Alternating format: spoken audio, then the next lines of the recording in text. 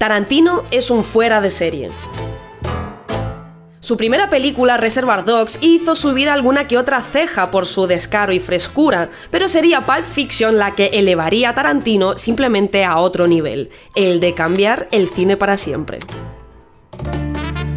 Siendo solo su segunda película, se convirtió en toda una rockstar. Su manera de combinar lo existencialista con lo cotidiano se ganó el corazón del pueblo, pero su manera de retorcer las propias normas del cine enamoró a los más cinéfilos. Nadie se quedó indiferente, porque en 1994 Pulp Fiction era la prueba misma de que los tiempos estaban cambiando, y mucho además. Hoy vamos a descubrir cómo fue el proceso de escribir este caótico guión, que por cierto no escribió solo, y cómo por poco ni siquiera llega a existir porque absolutamente nadie quería rodarla por la violencia que tenía, a excepción de un único señor que... bueno, un poquito polémico. Y sobre todo, lo más importante, ¿qué diablos había en ese maletín? Bueno, aparte de 2 bombillas y una batería, pero ya me entendéis. Y por supuesto, si te gusta saber las historias que hay detrás de tus películas favoritas, no olvides suscribirte a Sensacine y de darle a la campanita para enterarte de nuevos vídeos como este. Y de dejar un like si te ha gustado.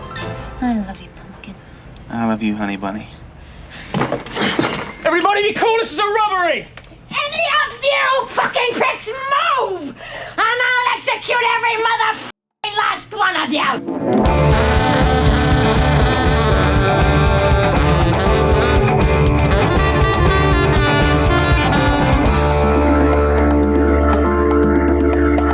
El origen de Pulp Fiction se puede seguir desde finales de los 80, cuando Tarantino era un jovencito confuso amante del cine que trabajaba en el popular videoclub Video Archives. Se suele decir que este fue el lugar donde Tarantino aprendió todo lo que sabe de cine, pero realmente no es así. Siempre desde su infancia se interesó por las películas. De hecho, consiguió el trabajo en el videoclub porque ya sabía mucho sobre cine de antes y era capaz de hacer buenas recomendaciones a los clientes. Y ahí fue donde conoció a Roger Avary, la otra persona que aportaría su propio grano de arena a Pulp Fiction. Roger y Tarantino no eran solo compañeros de trabajo, sino también colegas y con ganas de hacer cosas. Y Tarantino tuvo la idea de hacer una antología a partir de la película de Black Sabbath de 1963 dirigida por Mario Bava, película que le fascina desde la infancia. La idea era que cada uno escribiera un corto y los unirían en la misma película. Uno lo escribiría Tarantino, otro Roger Avary y el tercer corto le pidieron que lo escribiera Adam Rifkin, pero este último nunca llegó a escribir nada para el proyecto, cosa de la que en el futuro se acabaría arrepintiendo,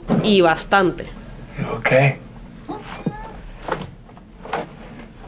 Nah, man. I'm pretty far from okay.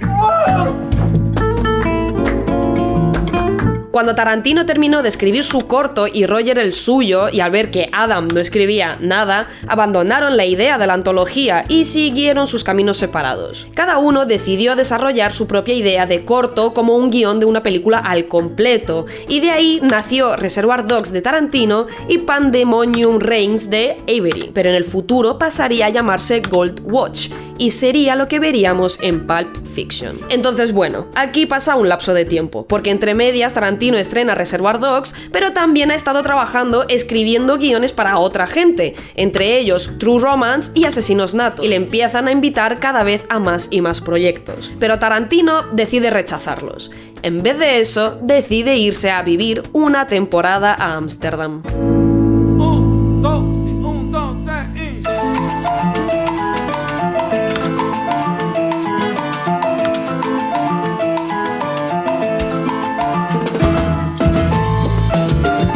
Y es que Tarantino no fue expresamente a Ámsterdam para escribir Pulp Fiction, fue algo que simplemente pasó a la vez. Desde muy joven siempre había soñado con ir a Europa y vivir la experiencia, e inevitablemente sus propias vivencias personales acababan emergiendo en el guión.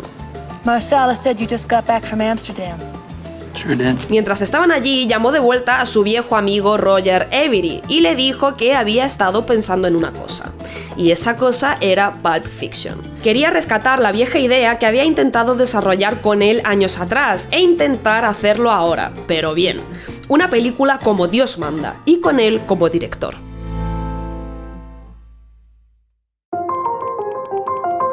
Los dos escritores sacaron toda la morralla que habían dejado en el cajón de los quizás a lo largo de años, todas las escenas y guiones que alguna vez habían escrito y que nunca habían sobrevivido para salir en una película, y comenzaron a armar ese monstruo de Frankenstein que acabaría siendo Pulp Fiction.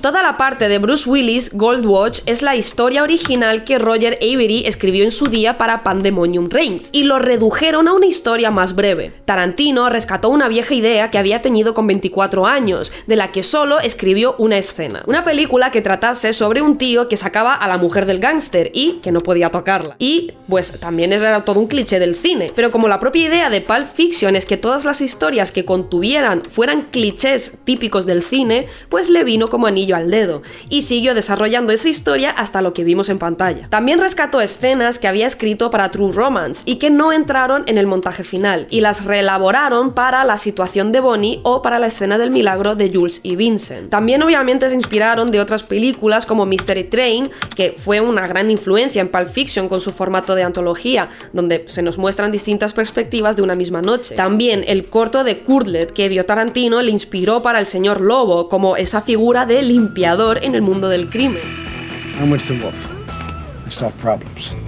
Es que tanto le gustó que incluso coprodujo la película completa de Kurtlet en el futuro. Y Roger también hizo una especie de reelaboración de una de las escenas más chocantes de Deliverance, que es una violación masculina, donde también tienen dos personajes que, como aparecidos de la nada, atrapan a dos incautos por casualidad. Y en esta parte Tarantino quiso hacer una distinción, porque efectivamente todas estas ideas son de Roger, pero Tarantino reescribió el guión y las escenas dándole forma a los diálogos y a la manera que ocurre la acción. Por eso en los créditos pone que el guión es de Tarantino, pero la historia es de ambos. Y bueno, una vez escrito el guión, solo quedaba que alguien quisiera hacerla. Quentin empezó a tocar puertas y una de las personas que quería que le hiciera era el productor Mike Medavoy, porque había hecho grandes películas con Orion, pero irónicamente Mike, al leer el guión, le pareció demasiado violenta. También se lo ofrecieron a Bob Shaye, el fundador de New Line Cinema, pero también la rechazó, y también se arrepiente hasta día de hoy. Y finalmente el único que pujó por ella fue Harvey Weinstein,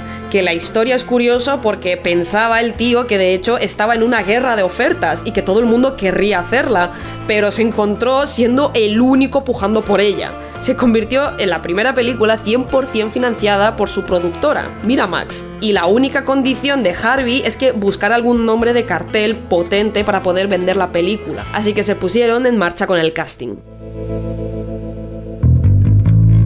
Alguien que Tarantino tenía claro que quería dentro de la película era a Samuel L. Jackson. Hizo originalmente el casting para un papel de Reservoir Dogs, aunque no fue seleccionado, pero Tarantino se quedó con su cara. Cuando escribía a Jules, se lo imaginaba como él y solo como él. Samuel L. Jackson cuenta la anécdota de que fue muy gracioso porque cuando se encontraron después de Reservoir Dogs en un festival de cine y al saludar Samuel a Tarantino, Tarantino le preguntó si le había gustado cómo lo había hecho el actor que habían seleccionado al final en vez de él en Reservoir Dogs. Samuel se quedó por una parte sorprendido de que se acordara de él, pero por otra parte sin saber reaccionar tampoco a la pregunta. Y Tarantino en ese momento le dijo que estaba escribiendo algo para él. Y Samuel pues se lo tomó como un poco por loco, ¿no? Pero semanas después recibió el guión de Pulp Fiction y se quedó fascinado. Y aceptó de lleno estar en la película. John Travolta era la otra persona que quería a toda costa en la película. Siempre había sido uno de sus actores favoritos, pero en aquel entonces estaba algo de capa caída. Sus antiguos días como superestrella de Fiebre Sábado Noche o Gris habían quedado atrás y estaba aceptando películas más de corte familiar, como Mira quién habla. Pero Tarantino le quería dar una segunda vida a su carrera, para celebrar y elevar a la estrella que admiraba. Y por eso Travolta estaría agradecido con él de por vida. Tarantino escribió el papel de Butch con Matt Dillon en mente de primeras, el cual también era fan de Reservoir Dogs, pero otra vez Miramax quería un gran nombre, así que por casualidades de la vida el proyecto también llegó hasta Bruce Willis, que también era muy fan de Reservoir Dogs, hasta el punto de que cuando conoció a Tarantino le demostró que podía casi recitar todos los diálogos de la película de lo mucho que le había gustado. Eso sí, al leer el guión de Pulp Fiction quería inicialmente interpretar a Vincent, pero claro, Tarantino le dijo que pues ese papel estaba ya cogido por Travolta, pero entonces Bruce le propuso si podía ser Jules, que también le había gustado, pero Tarantino le dijo en plan, a ver, Bruce, que Jules es negro, no puedes interpretar a un personaje que he escrito que es explícitamente negro. Bruce se volvió a mostrar poco convencido, pero Tarantino le pidió que por favor se leyera el guión, pero con él interpretando a Butch en mente, ya que creía que le encajaba perfecto ese papel. Y efectivamente así fue, y al final aceptó ser Butch.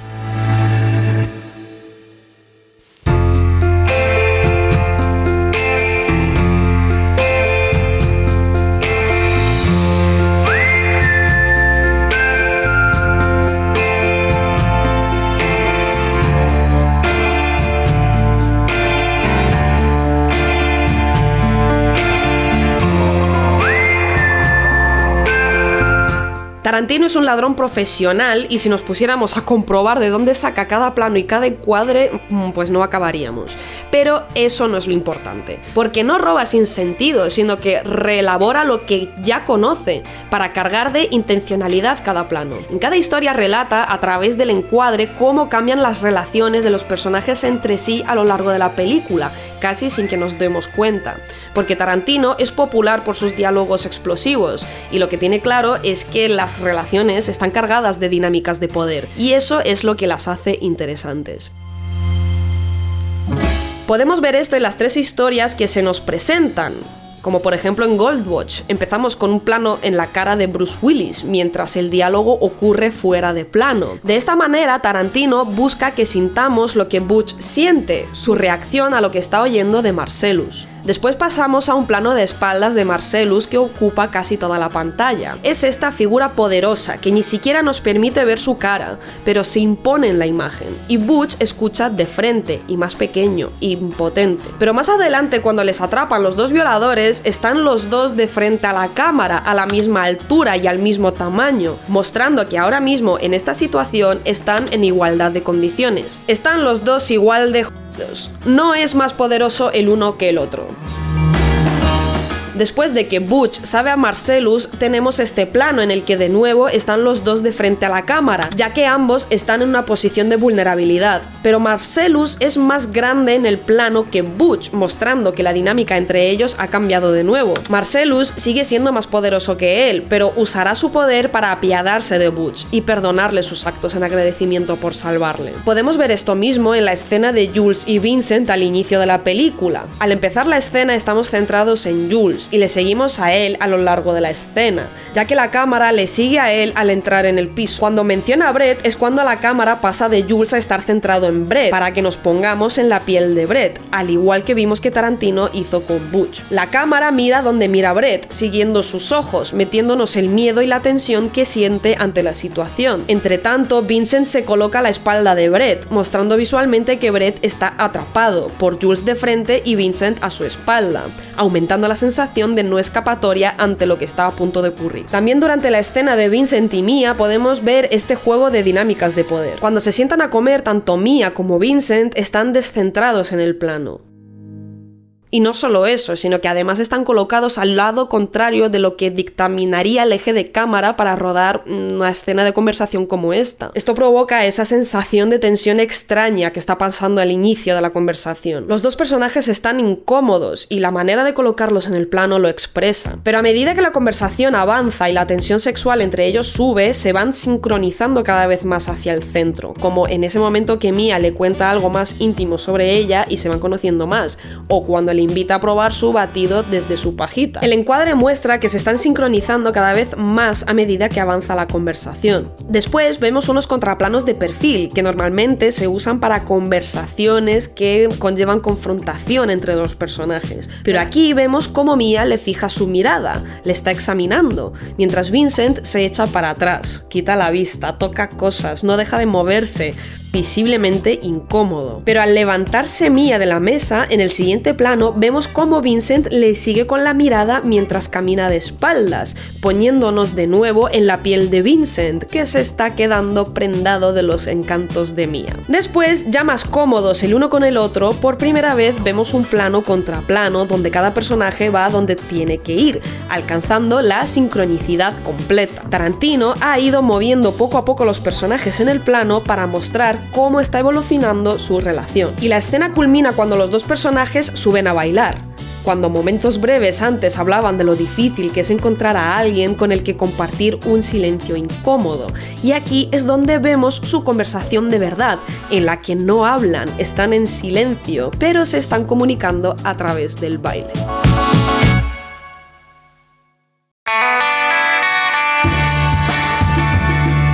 Y es que Tarantino con estas técnicas no estaba inventando nada nuevo, simplemente juega de formar estas técnicas y retorcer las normas clásicas del cine. El maletín, por ejemplo, tan recordado de la película, no es algo que tampoco se le ocurriera de la nada. Está inspirado en la película Kiss Me Deadly de 1955, donde también el detective Mike Hammer investiga un caso que lo lleva a un misterioso maletín, que al abrirse emite un resplandor radiactivo. Nunca vemos lo que hay en su interior, y así era la intención de Tarantino.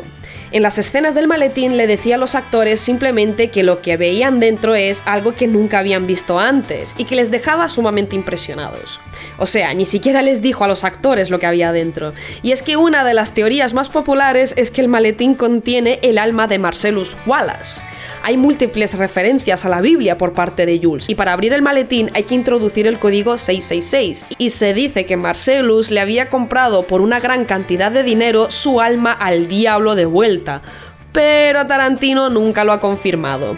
De hecho, es imposible que lo haga, porque su explicación oficial es que el maletín contiene lo que tú quieras que contenga. Es un elemento abierto totalmente a interpretación y que de hecho se usa mucho dentro de las estructuras narrativas, llamado plot device, o traducido dispositivo de trama. Suele ser un objeto o un recurso que simplemente sirve para hacer avanzar la trama, pero realmente el qué es ese objeto en concreto tampoco importa tanto. Su único objetivo es que la historia evolucione. Esta manera de darle la vuelta a las normas clásicas del cine le valió un lugar en la historia para Tarantino.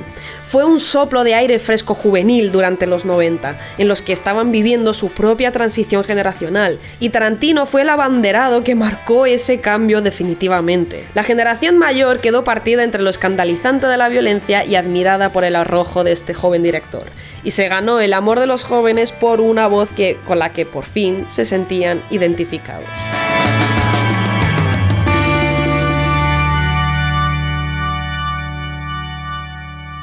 The generation before us that lived through the 60s, they had the 60s, they had the accoutrement in the 60s, they had all that 60s music. And they looked down on the generation that grew up in the 60s, in the 70s. So, you didn't have any of that shit. You didn't have the music that we had. Well, maybe we didn't have the music you had. We had our music. But what we did have is we had television. We had the Saturday morning cartoons that we dug. We had Schoolhouse Rock. We had all the TV shows we liked. We had Speed Racer. We had all these kind of things. And they meant something to us. Y en fin, por mi parte hasta aquí el vídeo. Gracias por llegar hasta aquí y si te ha gustado, pues un like siempre es bien majo. Y por supuesto, ¿qué crees tú que había en ese maletín? Os leemos en los comentarios. ¡Chao!